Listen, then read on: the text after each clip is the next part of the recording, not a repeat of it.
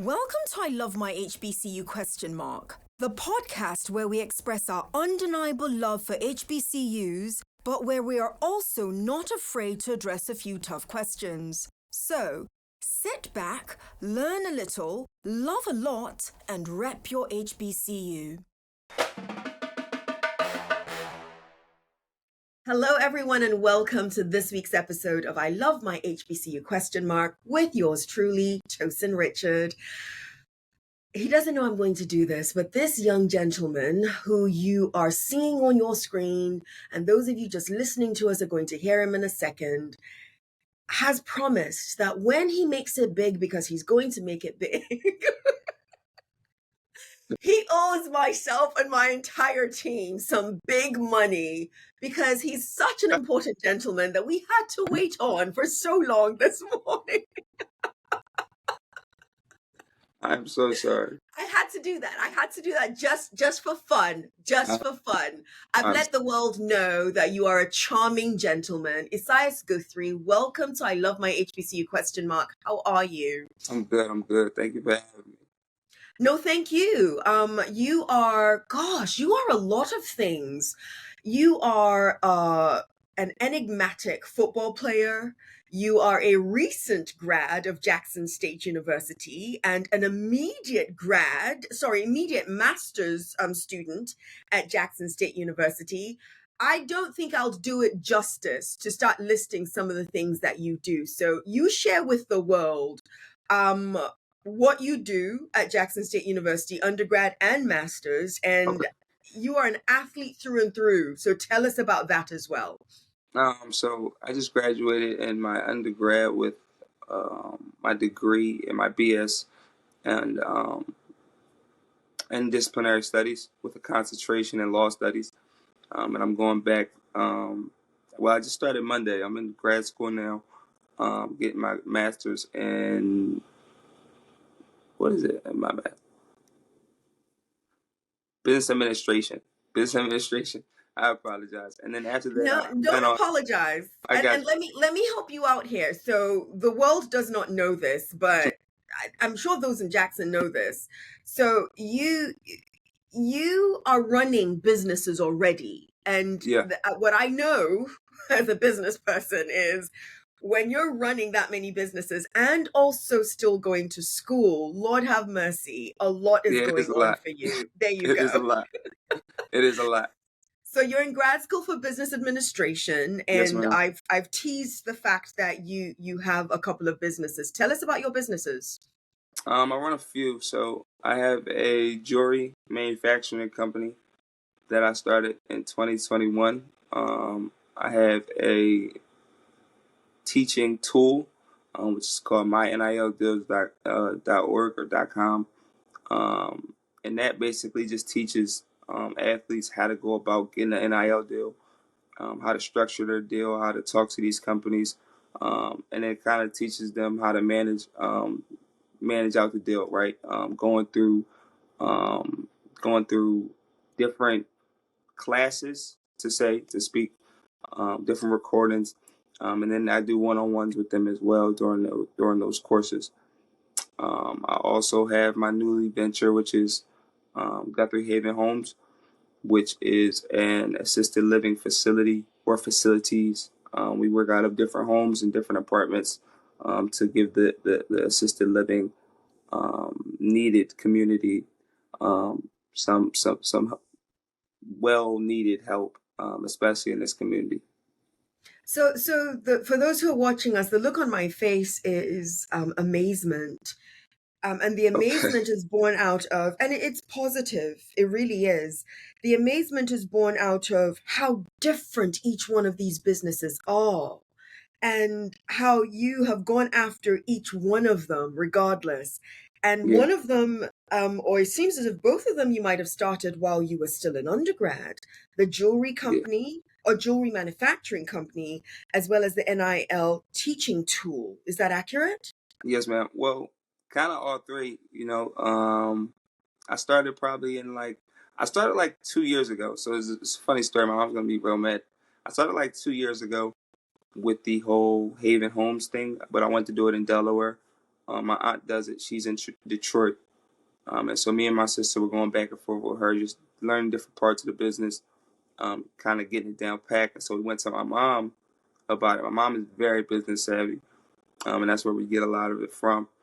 And so she has said something on the course of like, you can't do that here, or something like that. And so like, fast forward to like September, October, she reaches out. Her and fiance reach out to my aunt about the business, trying to start it in Delaware. And me and my sister are like, whoa, like you just told us 2 years ago like we couldn't do this. And so we really got on her bad about that. And so we started back up with it in October. Just the networking piece of it, kind of getting things in line. And so I felt like this was going to be a great time because of the type of profile, the type of environment I'm in now. Down in Jackson, our community is amazing. They help out a lot with different things that we need, and it's a need down here. So I felt like it was going to be a perfect environment to start up and have our first few facilities. So there are two things that you just did with, maybe you know it, maybe you don't, but you just did two, I think, pretty amazing things. Most people who tune in know that I approach this podcast with making sure that anyone listening, but especially my students, my heart is always with my students, especially students, walk away with gems. And there are two gems that you just dropped that you may not necessarily know.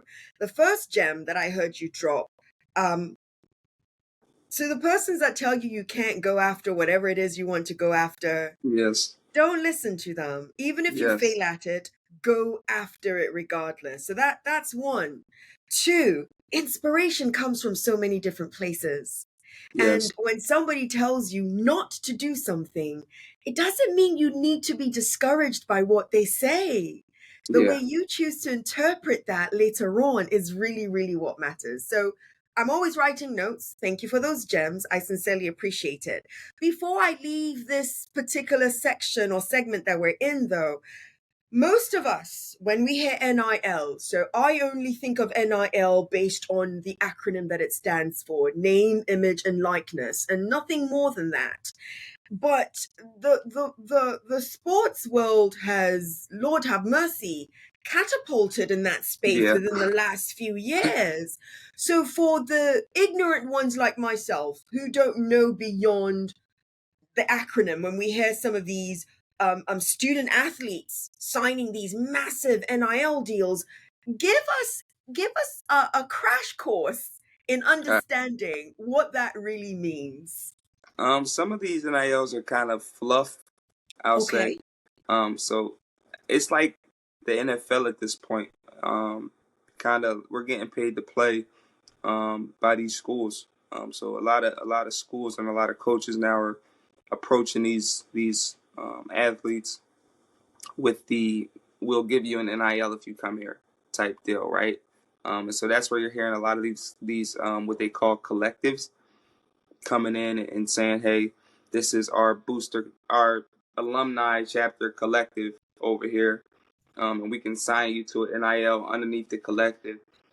Basically saying you make one post and you're gonna get $300,000 for that one post. Which, if you look at it, like, why is this high school athlete with 20,000 followers getting $300,000 for this one post? He's doing it because they paid him to come there. That's just their way of doing it, and the legal way now. Some of them are real. A lot of athletes have different brands that they approach depending on your level of play, depending on who you are. I know the quarterback at USC just signed something with Trolley. I think that's what it is, the gummy brand. And so different things happen like that every single day. And I'm kind of my demographic, my target market for my business is to the small school athletes. Being that it's a big market for everybody to take advantage of, and I'm kind of just teaching them how to do it, just because it's seen as being hard to do, when in reality it's not. Especially for HBCU students, a lot of these companies have allocated funds for um, the urban community, and so why can't you be a part of the allocated fund if you just approach it the right way? And so that's what I kind of do. Thank you. I didn't realize it. I said give us a crash course. You gave us a crash course. I appreciate it. I have a much better understanding of what it actually is beyond the acronym now, and Yeah. I appreciate that. I would not be a good conversationalist with you if I did not ask a follow-up question based on that, because Okay. we are referring to student athletes here for the most part. What is your take? What is your take on, I'm not going to call it pay for play. I think it is a bit I think it takes away from the nuances involved with all of this if we simply just say Hmm. pay for play. So I don't want to call it that. But what is your take on the fact that some people might now think that if schools are attracting players by paying them, the legal way to pay a student athlete now is what I'm understanding NILs to be. What Right. impact does that have on the academic side, and why a student technically should be in college or in high school? What is your take on that? What are your thoughts on that? Um, I don't really have too many thoughts. I think it's all great, honestly. That us as athletes can take advantage of our time in college and make some money out of it. You gotta understand a lot of these college athletes come from wild circumstances. And so playing this game that we love or playing different sports, whatever sport it may be, for them it's their way out. And so being able to do it 4 years earlier, basically to make money 4 years earlier than what you're supposed to, is astronomical for a lot of families. So it's just more so hoping that they do it the right way, hoping that they use their funds the right way, hoping that they don't blow through it, hoping that they're smart with the people that they allow around them, hoping that they're just doing it the right way. All in all, I'll take honestly, that. I'll take that on what I hear, and it's why I started off by saying I think it's unfair to make this simplistically pay for play, because there's just so many nuances to it. And what I'm taking also from what I've just heard you say, there's also got to be some responsibility on the academic side to make yeah, sure, especially for a student athlete, for example, you may know the percentages better than I do, don't always make it to the professional level. So for those not who at all. don't make it to the professional level, at least they got to get some financial revenue prior to them graduating. But the flip side to that is then they also should make sure, and the they for me is several entities should make Hmm. sure that there's a sound academic background that that person can fall back on when they actually graduate. Okay, thanks for indulging me No on what problem. you do and this world of yours that is still very foreign to a good number of us. All right, I'm about to throw the rapid fire segment at you. Are you ready? I'm ready. Okay, let me quiz you. Let me quiz you just for kicks and giggles. He's like, you've been doing this to me before the recording. For kicks and giggles. So the rapid fire segment is 67 seconds on the clock. Why do Okay. you think I chose 67 seconds instead of a standard 60? I don't know. 67 seconds. I love the fact that you said you don't know. Some people just throw some wild things at me. So 1867 is the year that 10 different HBCUs were founded. So, in Okay. honor of the majority of founding of HBCUs, we go with 67 seconds instead of 60 Okay. seconds. All You'll right. Let's never do it. forget this now. You'll never Yeah, ever forget you this now. teaching me something. I've never walked from one of these, conversations or interviews learning something. So that's you see, I'm learning. I'm learning. I'll take that. I'll take that. Okay. All right. Okay. Esaias, are you ready? I'm ready. Esaias, describe yourself in 3 words. Compassionate, diligent, respectful. I like that. Respectful. He's a Southern gentleman, of course. You had a graduation a blink ago. Who was your commencement speaker? Does he remember? It was a lady from State Farm, I believe. I don't He does remember her not remember. exact name. And it just happened. It's okay. It's okay. What's the best meal at your HBCU? Wednesdays, fried chicken Wednesdays. Another one for Soul Fried food Chicken Friday. Wednesdays. Yeah. Esaias, you answer every question that I ask, and I love this. So I'm curious about your answer to this one. What's your unpopular opinion about HBCUs?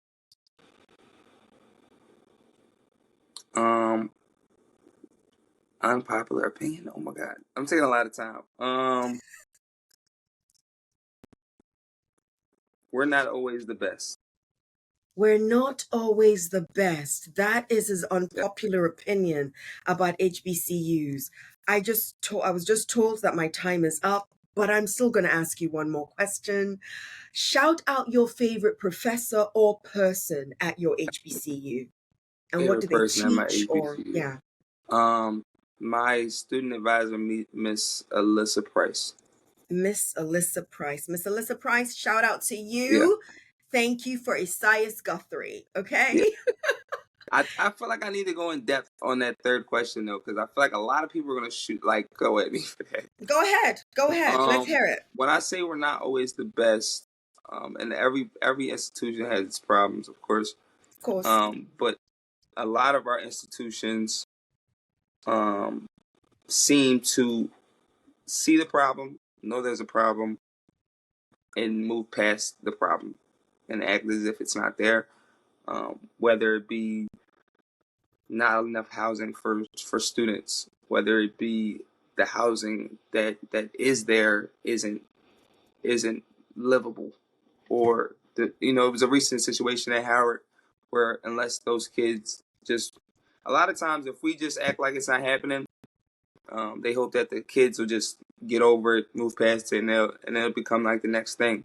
And so a lot of times we're not always the best at handling different things, and I think that speaks to who we are as a community. And I feel like we need to step up in those areas and make sure that when we say that we're the best and we're telling young black kids that come to our schools that we're providing them with everything they need at every different level, whether it's admissions, whether it's student accounts.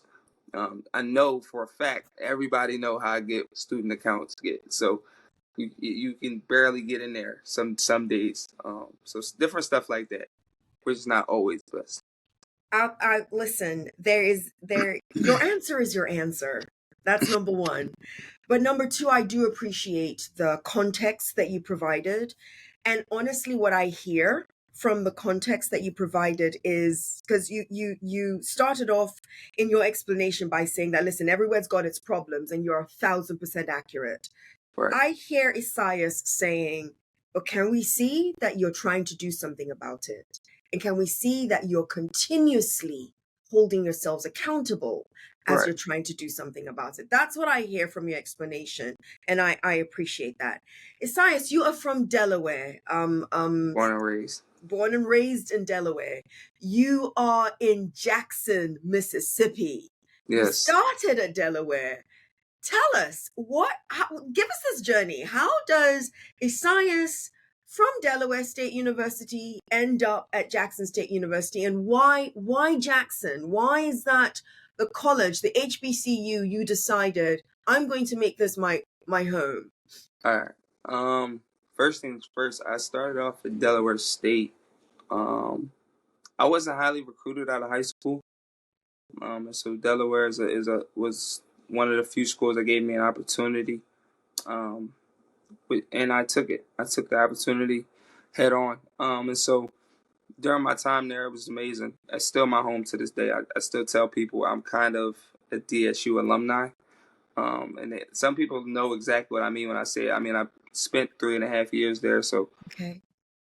that's really where I got bulk of my collegiate life and background. So a situation happened there, though. I had a son when I was going into my redshirt freshman year. I had an amazing experience. But the following year, he turned 1, and it was August 17th. Is his birthday. But if you know what happens in August from a football perspective, that's training camp. And so a lot of what training camp is being away from your family, being away from the outside world for basically 16 hours out of the day. The rest of the 8, you sleep. And we're going at it for 16 hours a day. But I had let my coach know um, that my son's birthday was coming up. He was well aware of what was going on. And so I let him know. I said, during this day, I'm going to miss something during the day, whether it's a lift, whether it's a meeting. I got to get home. I stay like 40 minutes away from campus. I got to get home my son's birthday. Whether it's just to see him, whether it's to sing happy birthday, something, I got to get home. And so he said, okay, just make sure the coaches know.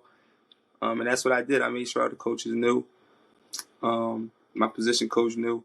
The only person I didn't know was my lift coach. And that's what I missed. So I miss lift. I come back. But while I'm there, I get a text from my head coach, like, why'd you miss lift? And so I let him know, like, my son's birthday, I'll let you know. And so he didn't respond immediately. He responded a couple hours later, like, on the, I don't want to quote it verbatim. It was on the course of, you need to get your priorities straight. You've been missing stuff.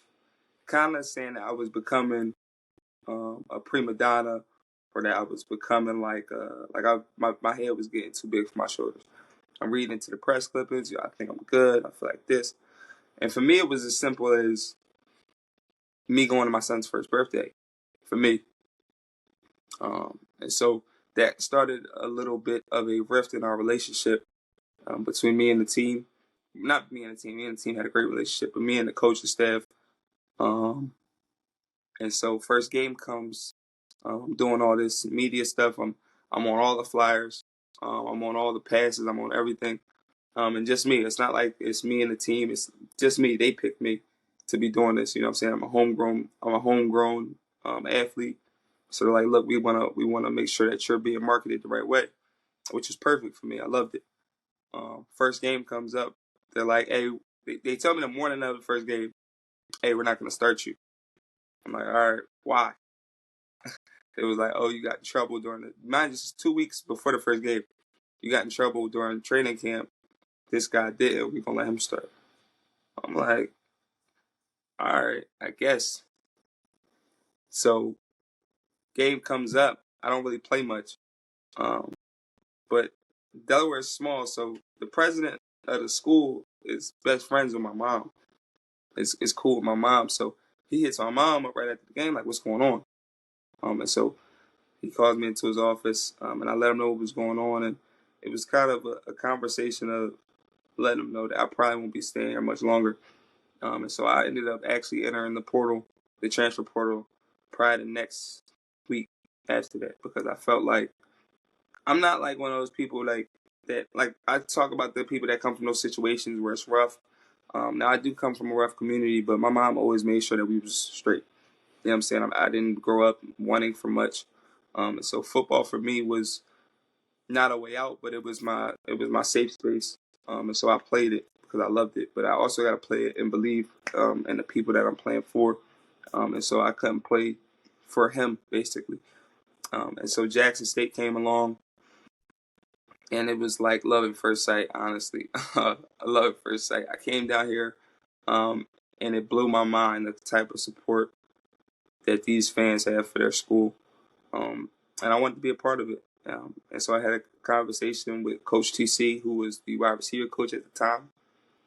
He let me know that he was probably going to be getting the head coach job. We had a long conversation, just back and forth over multiple days. My family was able to get on the conversation, my sisters, and a lot of head coaches would never do that, talk to a person's family the way he did. But he allowed them to ask every question they needed. And I trust him with my life, honestly. So I appreciate him. I appreciate the staff. I appreciate the community. But that's a little bit about my journey. That, and I was quiet the entire time, taking every single thing in. It was riveting. It was riveting, all the details that you gave us. Yeah. Um, um, and what I was thinking to some degree when you were talking, I am an, I love sports. I am a sports nut. My number one is not American football, it is the actual football. Okay.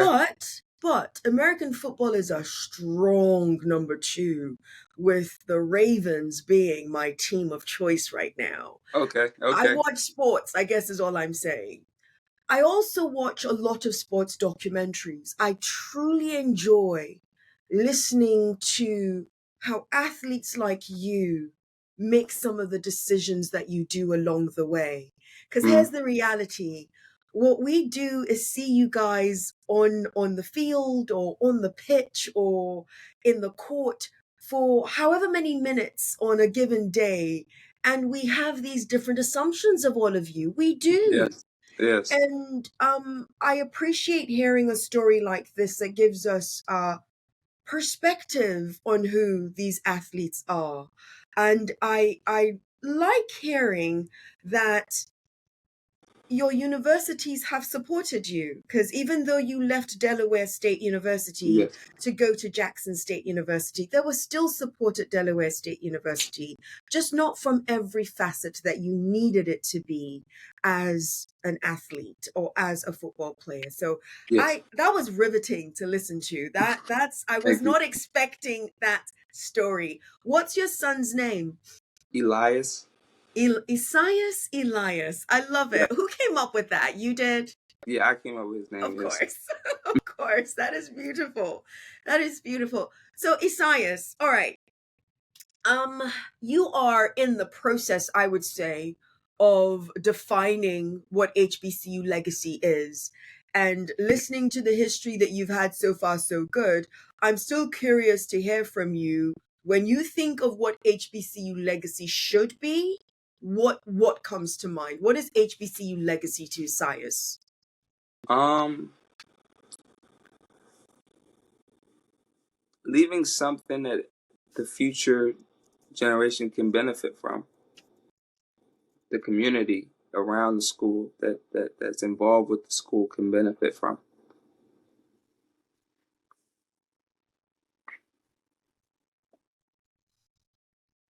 What's your legacy looking like at Esaias? It's looking great so far. It's looking great. I'm I having a love lot it. of ideas. It's looking great. It's looking great so far. I'm having a lot of ideas. That's just coming to me just as I go along. And like I said, my mom is really business savvy. And so when we first came into Jackson, just riding around, she was just thinking of different things to buy up, different parts of real estate to buy up and turn it into different things.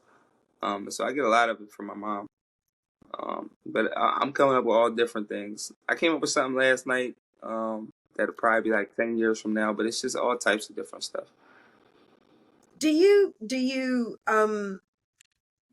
write? So it's you already have three businesses, for crying out loud. So Yes. you're clearly somebody that is going to go after things.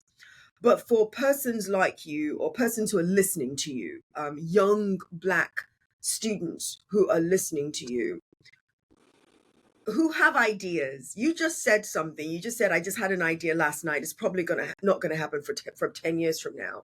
Yeah. How do you make sure you safeguard those ideas? And here's what I mean when I say safeguard them: so that you don't forget them, so that you are still going to possibly look into them years from now. What do you do with those ideas, the ones you don't work on right now? What Yeah. do you do with them?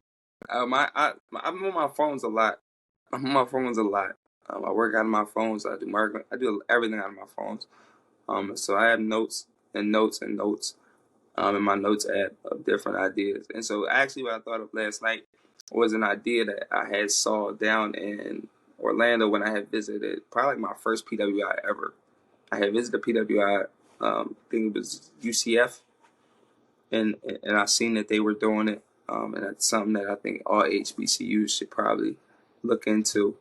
Um, and that's just how I Don't thought of it. tell us. Don't tell No, us. I'm It's fine okay. with telling you guys. Do you want to know what it is? I'm fine with telling. Sure. If you want, listen, as long as you don't think anybody's going to steal it, let's hear it. Go I mean, ahead. no, I mean, I don't believe in the whole stealing thing. I feel like as long as if we can make it happen, we can make it happen. I feel like it should be made happen. I like that. I like that. But a lot of HBCUs are in kind of like smacked into like a community. And what I mean by that is it's the school, it may be gated, it may be open, but then there's also like a community around it. Like it's not like just like a lot of PWIs, it might be up on a hill.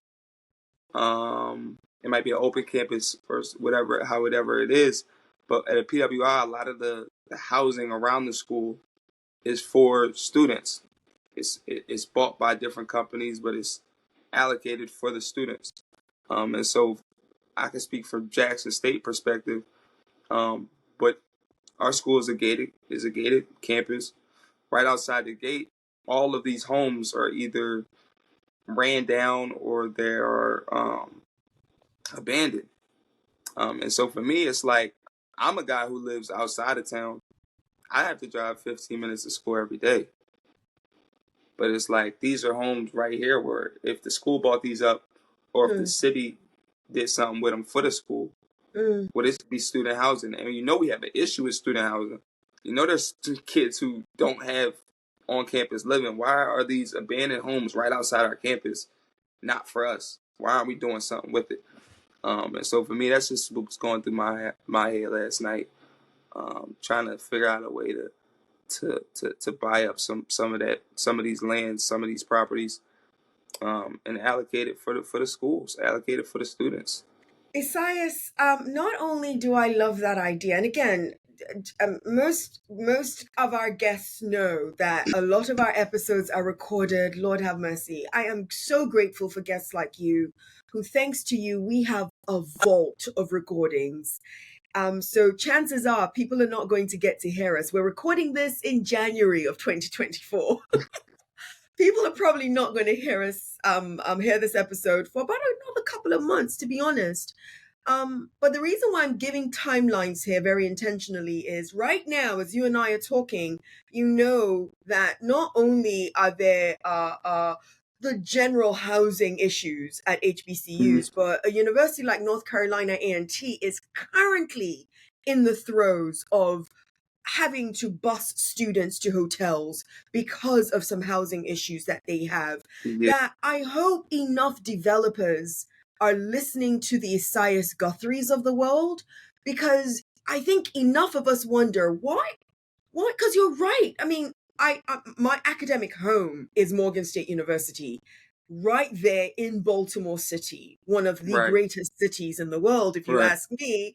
We're right there in Baltimore City, or right here in Baltimore City, and there are homes around, some of them unoccupied, some of them Yep, abandoned.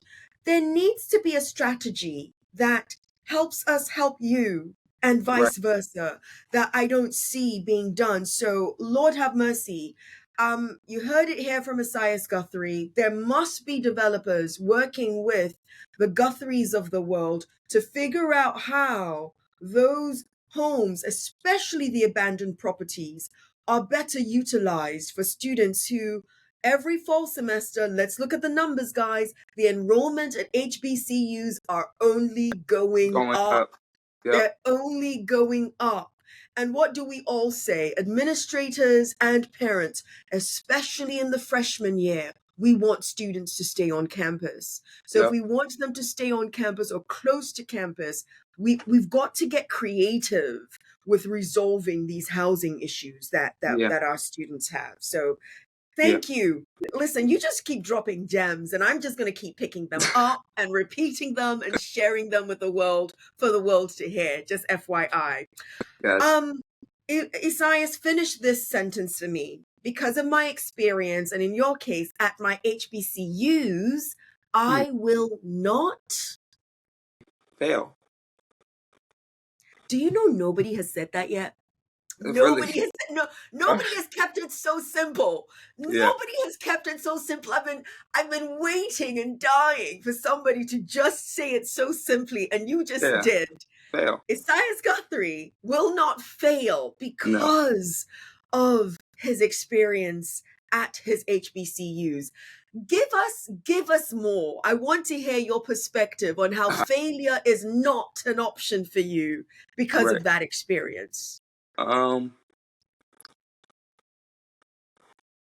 going to a HBCU, and they put it, it's more so used in the Divine Nine world, right? They say you become a part of this family, part of this network, and you should be able to drive, you should be able to be across the country, say that you are a part of this network, say you're part of this organization, and you'll be fine.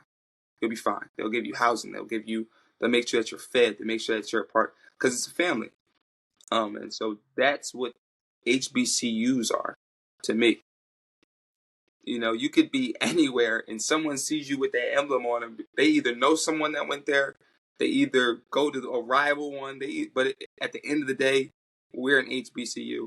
And so when we're fighting in between each other, it's just like a family. We're fighting in between each other. And that happens. My HBCU is better than yours, this, that, and the third. But if a PWI comes into this conversation, it's all hell's gonna break loose. And so it's about the support. It's about the family aspect of it. Not only like just forget the lessons that were taught to me going through, you know what I'm saying, the things that we go through, but just the fact that the support, the community, the family, all of that, it's like, how could you fail? How could you And so fail? when I was starting Guthrie Haven Homes, somebody asked me, like, why are you doing it in Jackson? Number one, it's something that's needed. But number two, what I've come to learn is this community. Have you ever heard, like, well, a lot of rappers will say it, I got like millions of followers. I wish I had $1 for every follower. That's what I see Jackson State community as, right? I have 60,000 fans on any given day at the Vet Stadium watching me play football.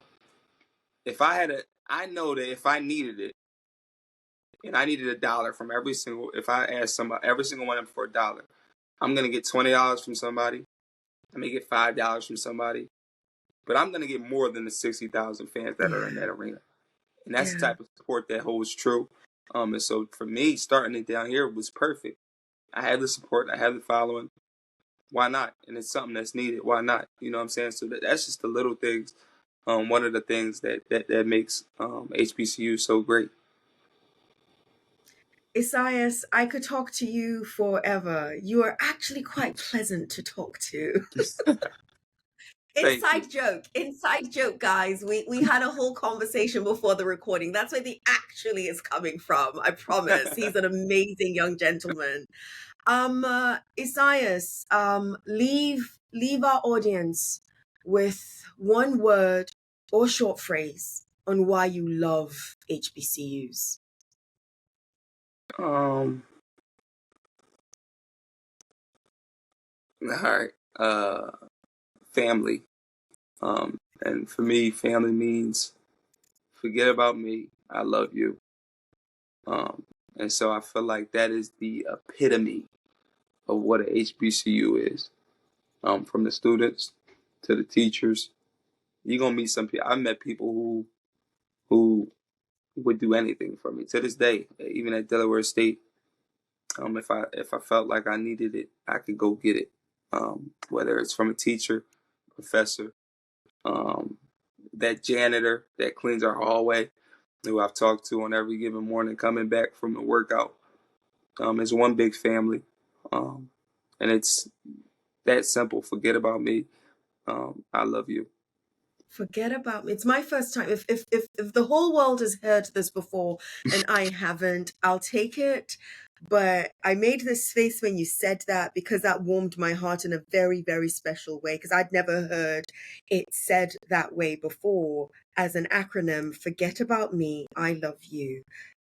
Esaias, forget about me. I love you. And I appreciate you for being my guest on this episode of I Love My HBCU question mark. I know I have enjoyed this conversation with Esaias, alum of Jackson State University, honorary alum of Delaware State Yes, University. honor. And I hope that the audience has enjoyed watching and listening. I also hope that I have earned the pleasure of you subscribing to I Love My HBCU question mark on YouTube and wherever you listen to your podcasts. Yours in HBCU love. See you next episode. Esaias Guthrie, thank you so much. Thank you for having me. You've been listening to I Love My HBCU ? Let's keep the conversation going as we share our stories and encourage more practical support of HBCUs, whilst, of course, holding each other accountable. Don't forget to follow and subscribe for the latest episodes. Until next time, love and lift your HBCU.